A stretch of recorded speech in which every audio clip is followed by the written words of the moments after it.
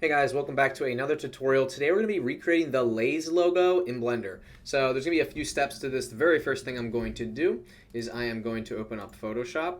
So I'm going to be using Photoshop and Blender and possibly Tinkercad for this. So I'm going to show you guys what I'm going to do here. So I'm going to open up Blender.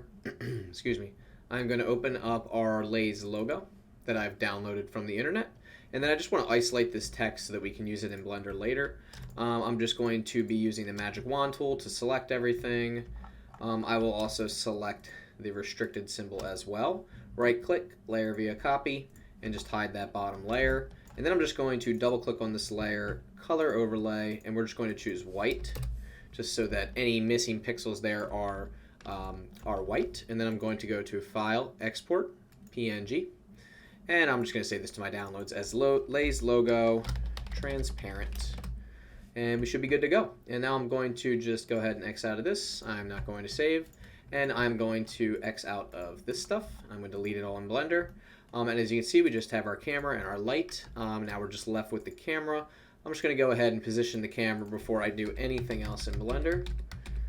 I'm going to rotate it 90 degrees and move it back on the Y axis. I'm going to add in a plane here. Scale that up a bunch. Move it below our scene. That looks good. I'm also going to save this to the desktop as Lay's logo 3D. Okay.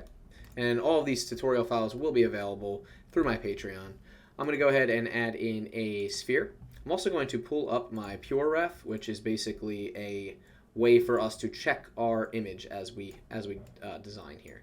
And I'm just going to make room for this, like so. Cool. So now we have our Blender on the left and our Lay's logo on the right. Perfect. Now I knew we were going to start with the sphere, and I'm going to go ahead and bring our plane below. I'm also going to snap to my camera, just make sure everything is looking solid. And I think I'm going to change our dimensions to 1080 by 1920 for Instagram portrait, because we're going to need that. I'm also going to minimize my face so you guys can really see what I'm doing here. I think one of the first things I'm going to do is actually delete this sphere and add in a round sphere instead. Sorry, a round cube. With a radius of 1, and for the arc I'm just going to do 50. It's a nice solid cube, shade auto smooth. Head over to rendered view.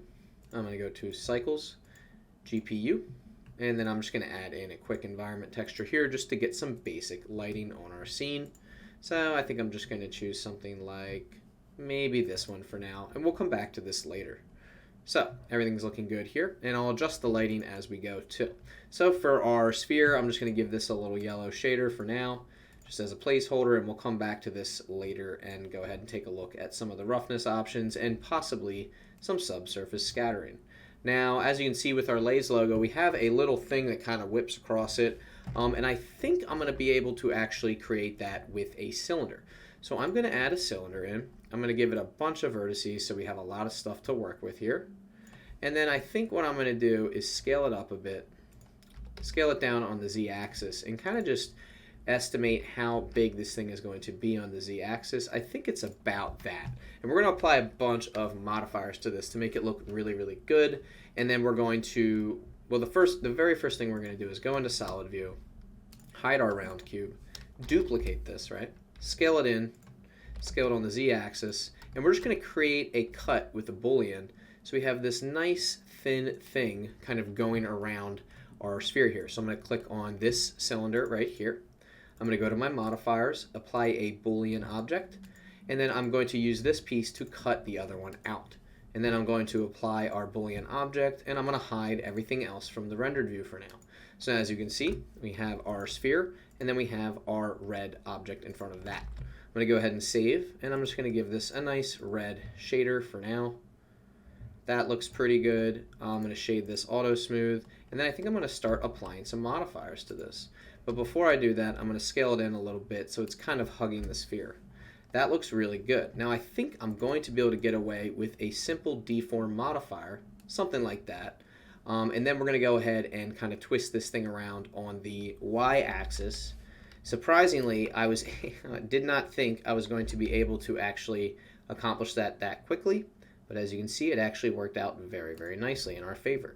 Now, before our other modifier, I'm actually going to probably put a subdivision As you can see, this is going to slow the computer down quite a bit, so we're going to give that a second, because I should have put it before the other modifier. I'm going to go back to solid view here, disable that, bring it up here, enable it.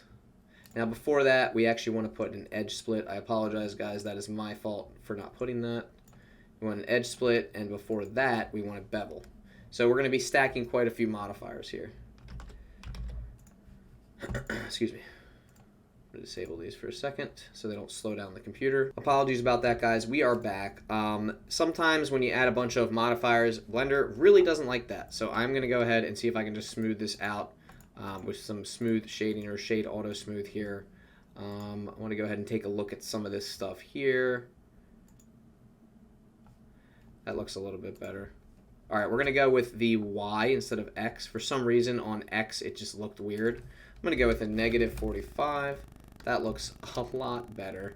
As you can see, it could use some modification with the way it's curved around there, but I kind of like that it's like not exactly correct. Like it's cool, but it's not exactly correct. And as you can see from the top-down view, that is what it looks like. And I actually am really happy with the way this looks so far. It's surprising what you can do with just modifiers.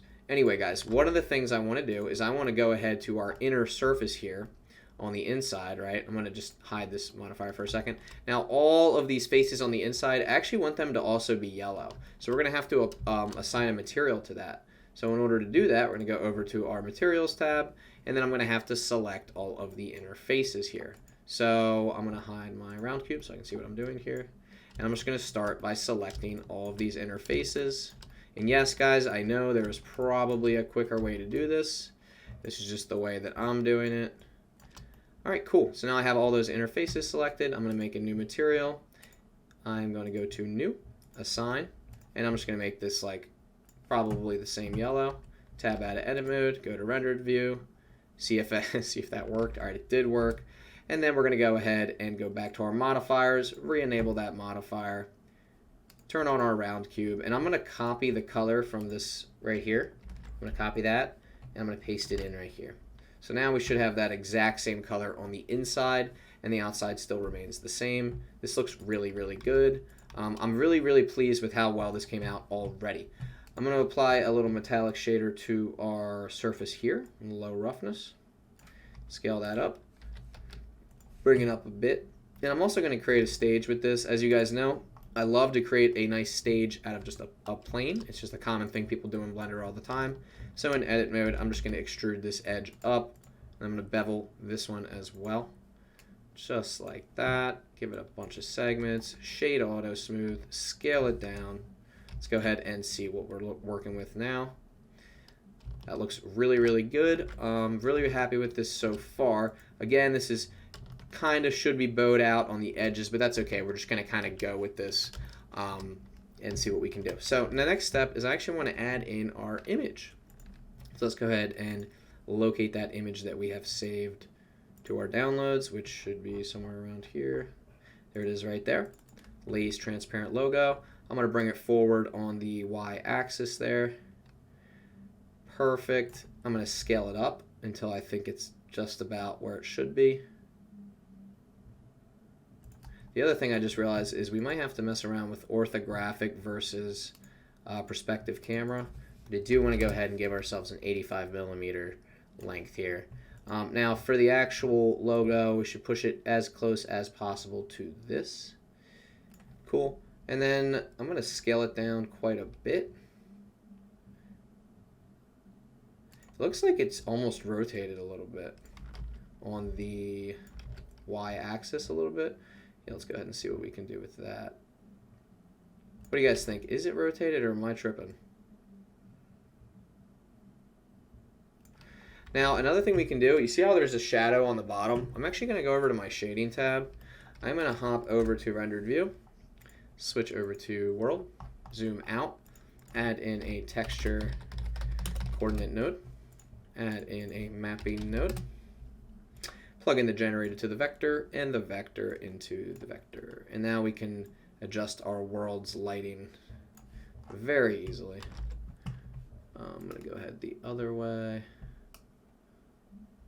I'm going to go ahead and see if we can get that exact lighting that they have See where that shadow is? It's right under the letters.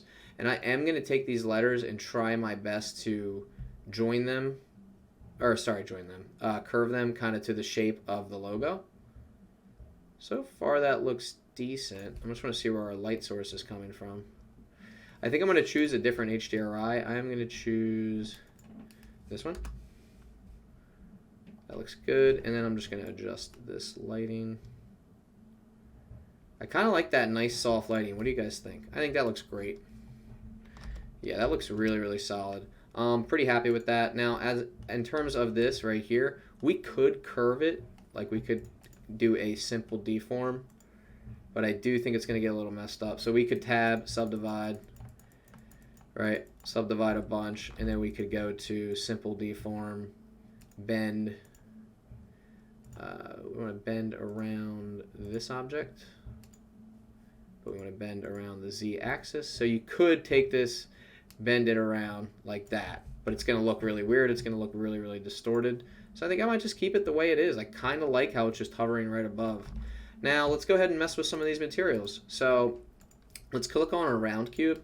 And let's see what happens if we can do some subsurface or maybe some transmissive material. I love the idea of a transmissive material or maybe a yellow glass material. Right now I wish this was a little bit brighter, so I think I'm going to go to color management, medium high contrast, filmic, that looks good. Maybe raise the exposure just a little bit. I just think this looks really, really good. I'm going to click on this, maybe make it a little bit more yellow. That looks really nice. And then we can mess around with these different values. We can mess around with the transmission value. We can mess around with subsurface, specular, roughness. I could turn this roughness way, way down, so this is like almost like glossy. That looks kind of good. You could bring the metallic up. You could go crazy with this thing. I am going to turn the roughness down on the other cylinder, though. Where is my other cylinder? I think it's this. Yep.